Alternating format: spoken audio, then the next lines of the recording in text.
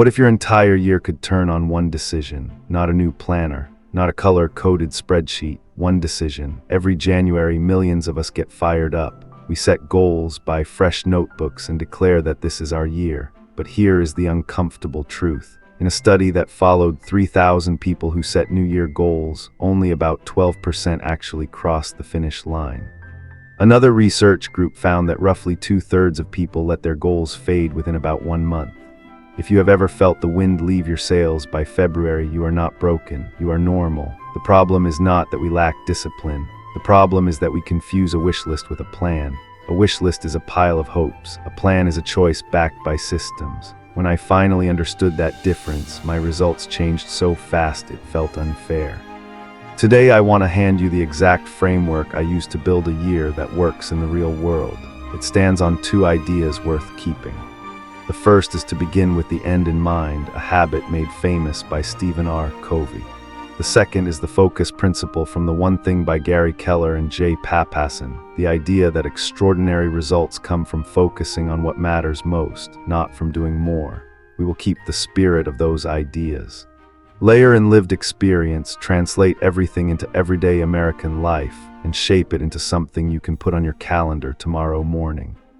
By the end of this, you will know how to choose one outcome that shapes your year, how to translate that outcome into weekly moves, and how to build a daily rhythm that holds even when life gets chaotic. And yes, you can still have fitness goals and reading goals and money goals. But you will stop asking them to compete for the same attention at the same time, because that is how good intentions die. So what is a goal? Most people answer with a mood: get fit, be more successful. That is not a goal. A real goal is a clear picture of an end state and a reason that matters. When you start with the end in mind, you ask one clean question. What will be true at the end of this year that is not true today, and why does that change matter for my life, my family, or the people I serve? Until you can say that in one sentence, everything else is decoration. Here is the shift that unlocked it for me. A plan is a filter, not a showcase. It is not about how many boxes you can draw. It is about what you will say yes to at the expense of other good things. Once you accept that trade-off, focus stops feeling like sacrifice and starts feeling like strategy.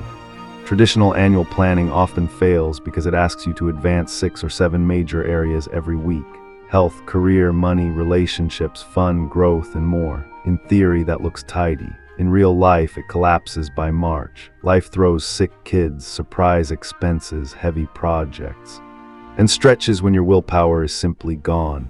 When a plan demands that you make 10 different kinds of progress every week, the plan is fragile. Fragile plans snap. There's a better way. People who consistently succeed do not do everything. They decide what the main thing is, then design the rest of the year around that main thing. Picture a line of dominoes. You push the first one and the rest start to fall with less and less effort. Your job is not to push every domino every day. Your job is to find the first domino and give it a deliberate push again and again. I use a simple process to find that first domino. First, I empty my head onto paper. I list everything I think I want this year. Career moves, money targets, health intentions, family projects, skills to build, and fun I would love to have. I do not judge, I just list. Then I run each item through a fast check. I ask whether the finish line is specific, whether I can measure it, whether it is achievable from where I stand, whether finishing it would feel rewarding, and whether I have a time boundary. I keep the language plain. Build a 3-month emergency fund by the end of September passes the test. Get rich does not. Run a half marathon in October passes the test. Run more does not. This takes the fog out of my list and turns feelings into finish lines. Second, I cut down to the top 3. I look for the items that would change my life the most, not the ones that look impressive. The ones that would reduce stress, unlock opportunities, or expand my capacity. I use 2 lenses. The first lens is my biggest bottleneck right now. Maybe my career is stuck because I need one credential. Maybe my health is the rate limiter on everything else. Maybe my relationships feel distant and I am running on empty. I name the choke point. The second lens is regret. If I look back 5 years from now, what will I kick myself for not starting this year? That question is a laser. It burns through the fluff. I circle 3 items and let the rest sit in a parking lot for later. Third, I choose one. From the top 3, I pick the single outcome that, if accomplished, makes other wins easier or unnecessary.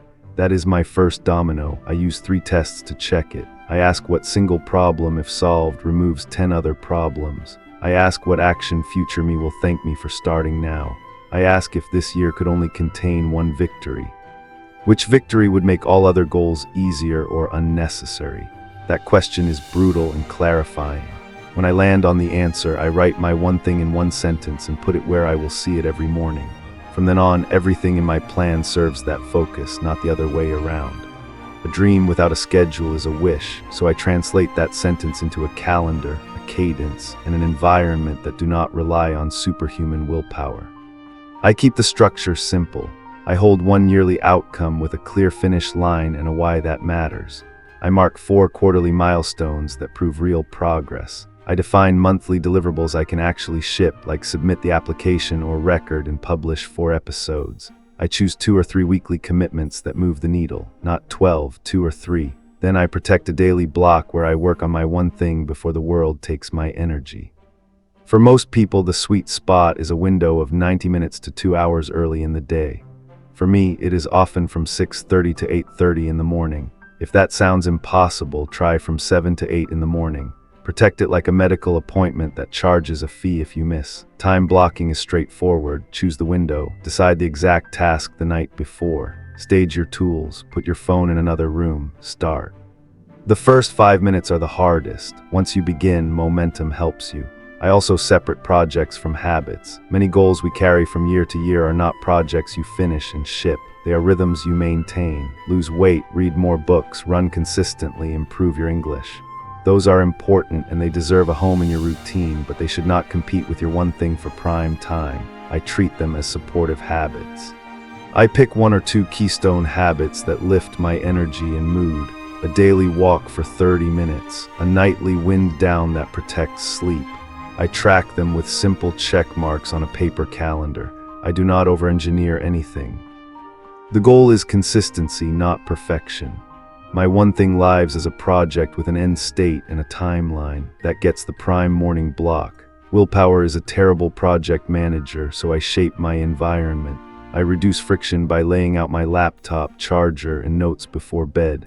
If the next task is writing, I open the document and type the first ugly sentence before I sleep. I add friction to distractions by leaving my phone in the kitchen and using a browser profile that only holds the tabs I need. If I work in an office, I ask a teammate to be my door closer for the first hour.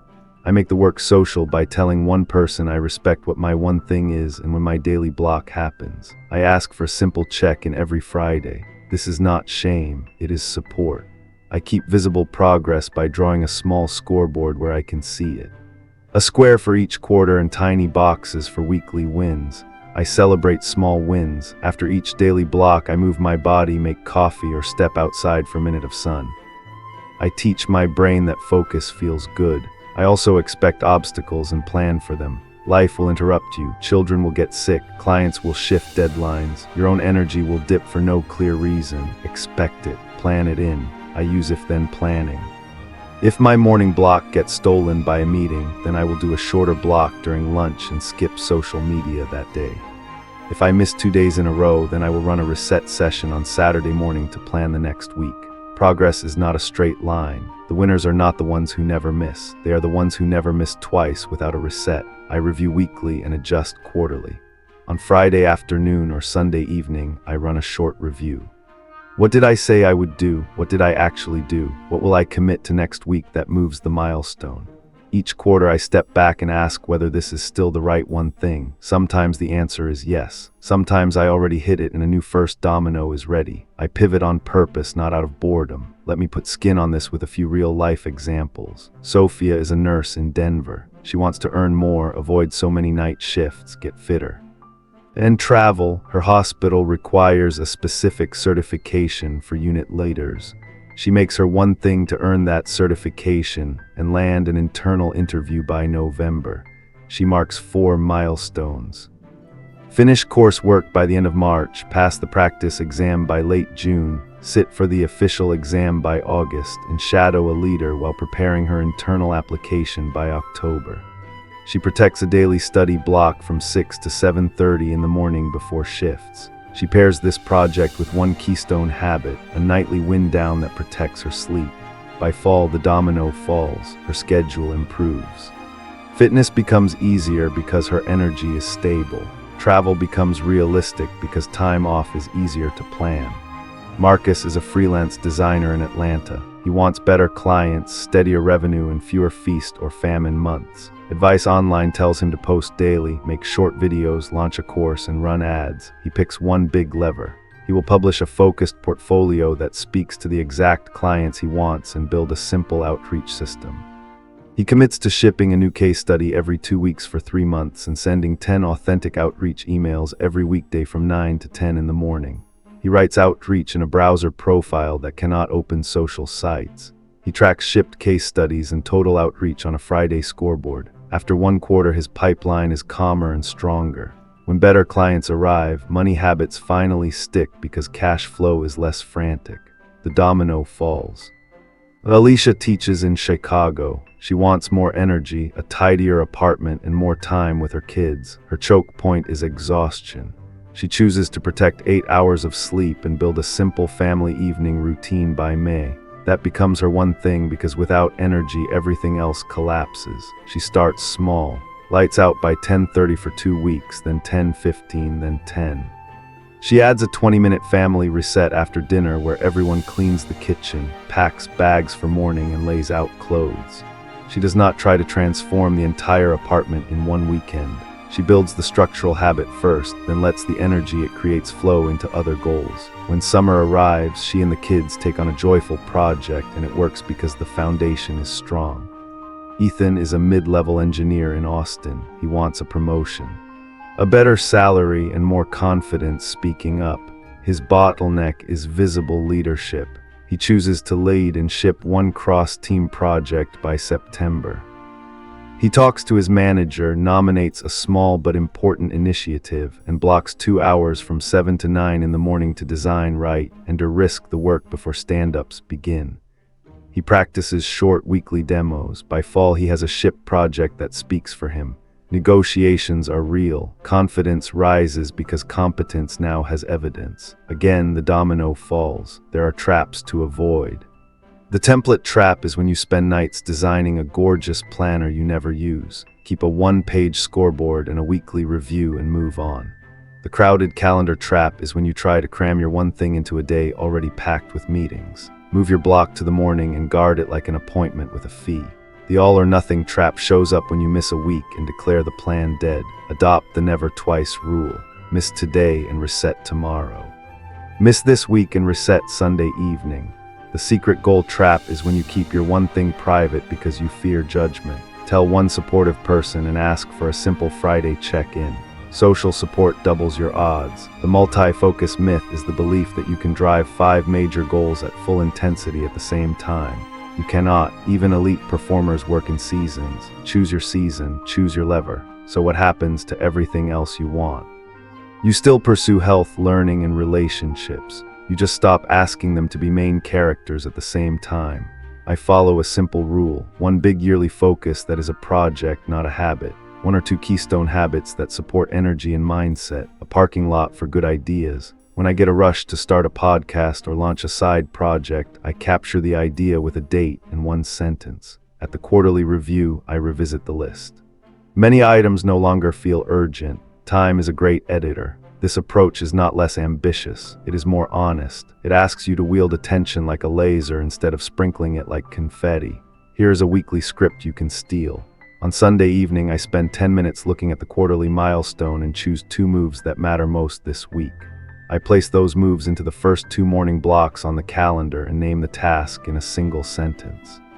I name one thing that will try to steal the block and set the if-then plan now. Each workday before I stop, I name tomorrow's block task inside the document where I will do the work and stage the scene. I put tools in place, close unrelated tabs, and leave my phone elsewhere. On Friday afternoon, I spend 10 minutes asking what moved, what slipped, and what I will protect next week. I send my accountability check-in. One line, no drama, just data. That is the script. 10 minutes on Sunday, 2 hours most mornings, 10 minutes on Friday. A simple scoreboard, one trusted person who knows. You do not need more motivation. You need fewer competing promises. Motivation rises and falls. Systems carry you when motivation is low. When you design your system around one clear outcome, you do not wake up asking, what should I do? You wake up asking, how do I use my block to move the next inch? That question is quiet. It is powerful. It builds momentum fast. And please hear this. Picking one thing does not make your life small. It makes your impact large. Every major breakthrough in my life came from a season of narrow focus. Study for the certification, build the portfolio, save the emergency fund, write the draft, ship the project. Each time, one domino knocked over 3 others that I had chased for years without success. When you learn to design your year around a single lever, you discover an unfair advantage. Most people try to push every domino at once and get exhausted. You push the first one with calm intensity and watch the chain reaction unfold. Now it is your turn. Take one quiet hour this week with paper and pen. Empty your head. Turn feelings into finished lines. Cut down to 3. Ask the 3 tests. Pick your one thing and write it in one sentence with a why that matters. Put 2 morning blocks on your calendar and stage your space tonight. If you are stuck between 2 options, choose the one that removes a bigger bottleneck. If you are still stuck, choose the one your 5-year future self will thank you for. If you are still stuck after that, flip a coin and notice your gut reaction. Your intuition already knows. Give it a vote. You are not behind. You are exactly on time. The calendar does not grant you a new self. Your choices do. 1 block at a time, 1 week at a time, 1 quarter at a time. By the end of the year, you will look back and see a clear line from that single decision to a cascade of results. You deserve a year that works, not a wish list, not another round of guilt by February. A year with a focus you can feel in your bones. Pick your one thing. Push the first domino. Keep showing up. If this inspired you, please give it a like, subscribe for more weekly insights, and share it with a friend who is on this journey with you. Thank you for being here. I appreciate you. See you in the next video.